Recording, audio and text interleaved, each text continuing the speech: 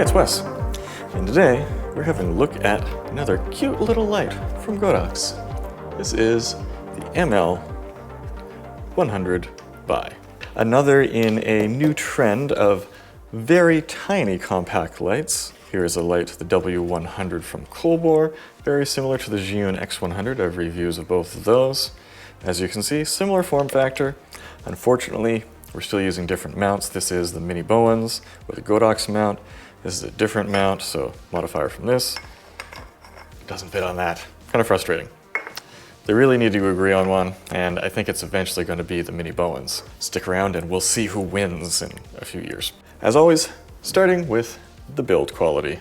As you can see, probably you can see, this is mostly plastic, but it is quite thick plastic. But I don't just let outside appearances tell me how well something is built. Let's take this thing apart and see what's inside.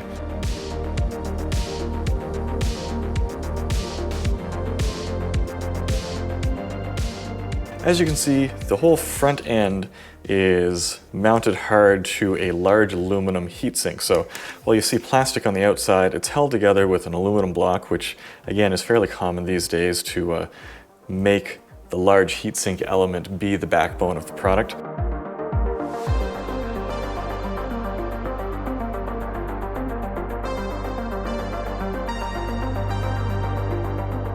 Now, unfortunately, the mount itself is all plastic.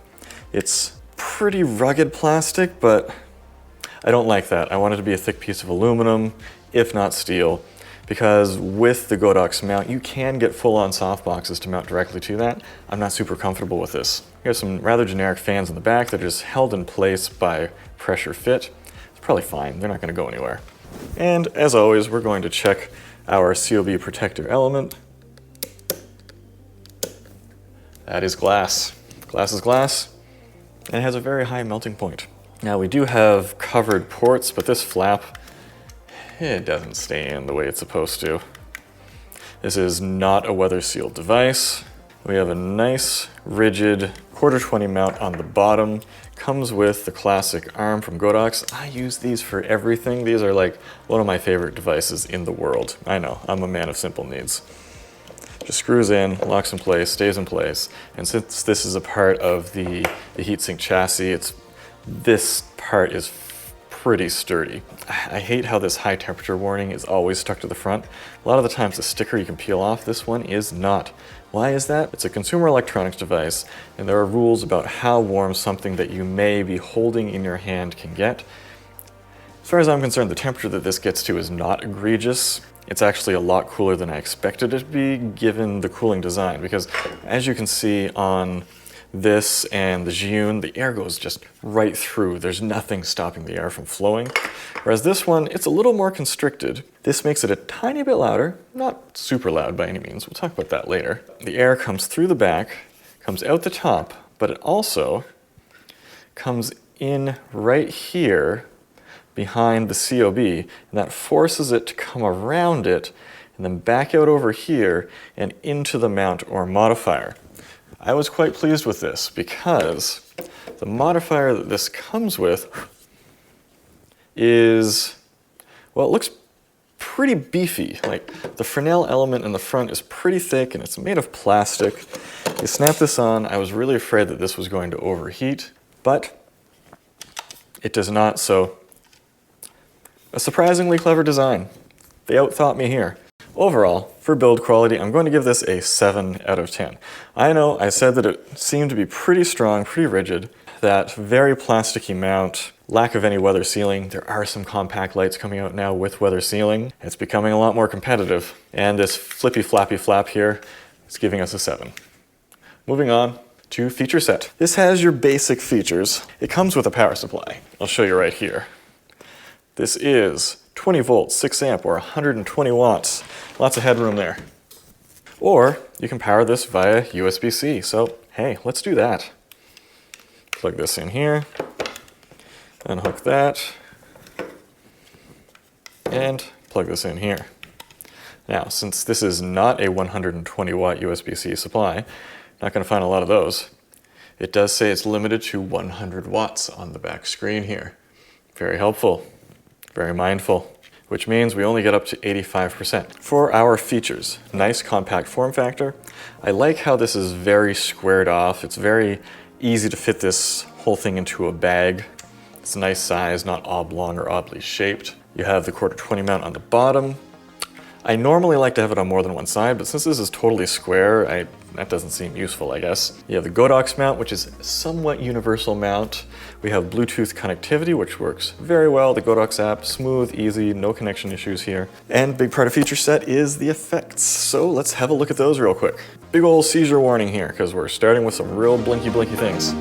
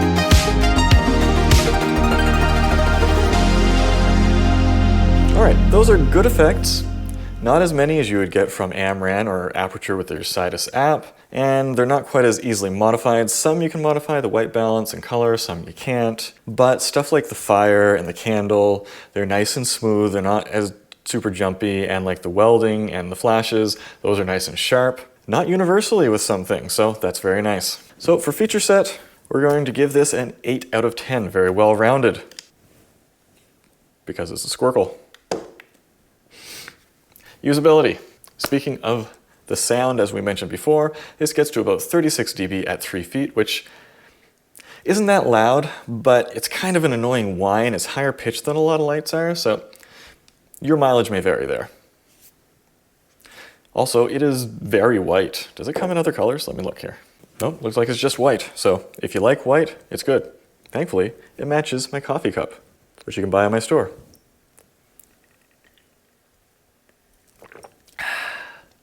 Continuing on with usability, with our exact measurements, the modifier, after being run at 100% for quite a while, gets to 51 degrees Celsius, very hot to the touch, won't burn you immediately obviously. The body itself gets to 42, which is why we get that temperature warning. As far as I'm concerned, as far as lights and modifiers go, that's not that hot. I have a lot of lights that get way warmer than that. One complaint I might have is that the screen is very small. I am getting tired of these teeny tiny screens. And they're all exactly the same. Like from a tiny panel light to this light to that light. I've got a massive Zhiyun 500 watt light, exactly the same screen on all of these things. It works, but as soon as you get something up on a light stand, it's hard to see it because it's so small. Now the viewing angles on this screen are impeccable. Like, there is no shift whatsoever.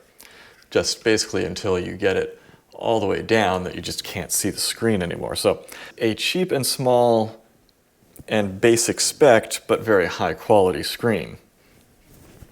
Proprietary mount, it's tighty-righty like that. So that's a give and take. Very small form factor, but not the smallest form factor. I mean, that is arguable though, because it's narrower this way.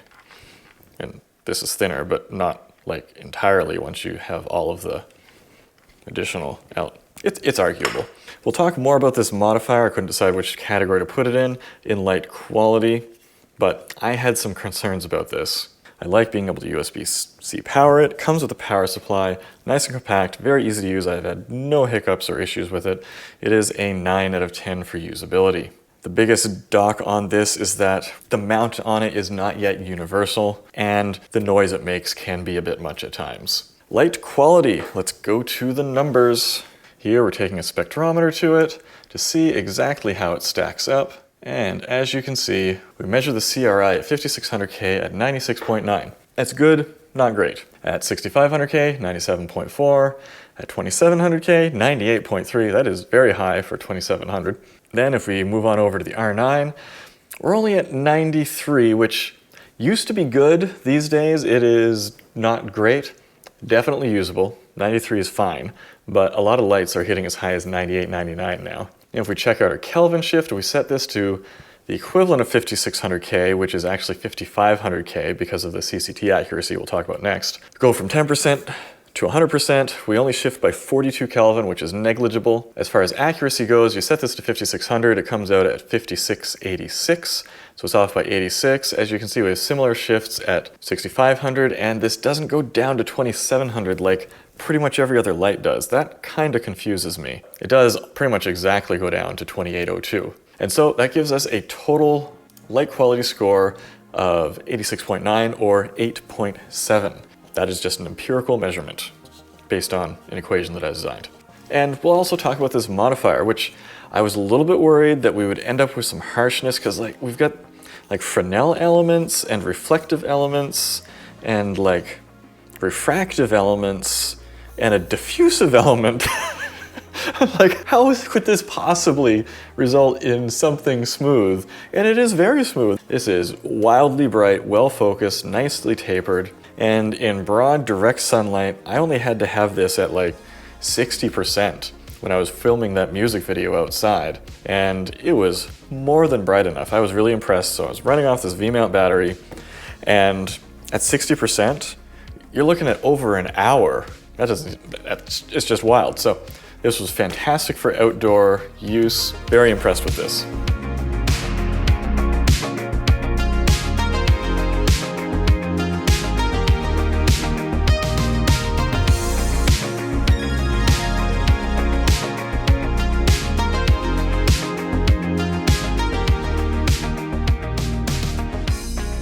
Value.